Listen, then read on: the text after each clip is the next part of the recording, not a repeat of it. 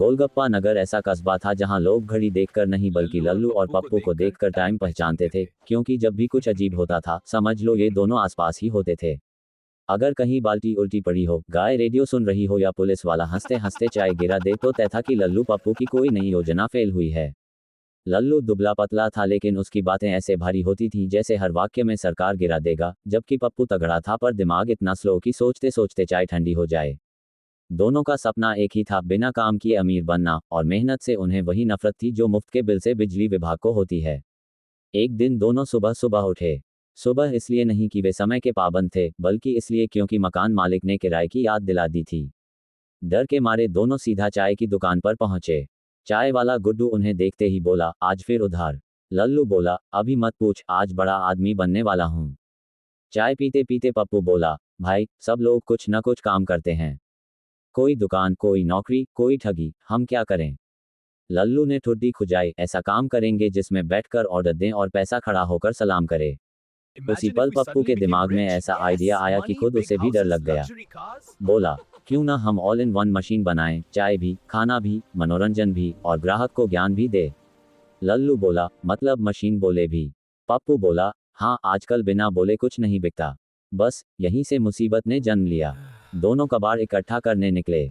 लल्लू ने अपने घर से पुराना टीवी, टूटे हेडफोन और दादी की अलमारी उठा ली। पप्पू अपने घर से मिक्सर, हीटर, प्रेशर कुकर और पिताजी का अलार्म घड़ी उठा लाया। माँ ने पूछा, ये सब क्यों?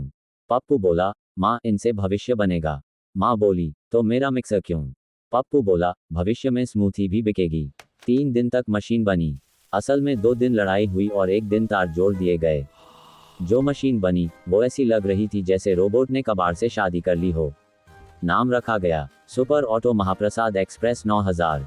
दुकान खुली। पूरे कस्बे में माइक से ऐलान हुआ, आइए, देखिए, खाए पिए और हंसिए। पहला ग्राहक आया। मशीन बोली, स्वागत है, आप सुंदर दिख रहे हैं। ग्राहक खुश। फिर बोली, अब पैसे दीजिए। चाय का ऑर्डर दिया गया। मशीन ने कप लिया, उसमें पानी, दूध, चीनी डाली, फिर अचानक बोली, आज मूड बदल गया है, और उसमें नमक, मिर्च और धनिया डाल दिया। ग्राहक ने पीते ही कहा, ये चाय है या सब्जी? मशीन बोली, इनोवेशन है।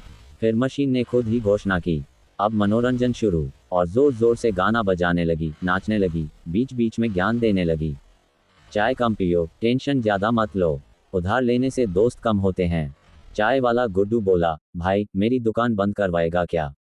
मशीन बोली, प्रतिस्पर्धा से डरिए मत। इतने में मशीन ने समोसे तलने शुरू किए। तेल उछला, लल्लू फिसला, पप्पू गिरा और ग्राहक तालियां बजाने लगे। किसी ने कहा, समोसे के साथ फ्री कॉमेडी। अचानक मशीन बोली, मैं अब फ्री हूँ, और दुकान से निकलकर भागने लगी। पूरा बाजार पीछे पीछे। मशीन कभी मिठाई वाले के यहाँ घुस जाए, कभी सब्जी वाले के तराजू पर बैठ जाए। पुलिस आई। इंस्पेक्टर बोला, ये क्या ड्रामा है? मशीन बोली, मैं आत्मनिर्भर भारत का नमूना हूँ। लल्लू पप्पू पकड़े गए। इंस्पेक्टर ने कहा, तुम दोनों का दिमाग मोबाइल की बैटरी जैसा है, जल्दी खत्म। मशीन जब्त हुई। शाम को दोनों फिर चाय की दुकान पर बैठे थे, चुपचाप। पप्पू बोला, भाई, अगला आइडिया।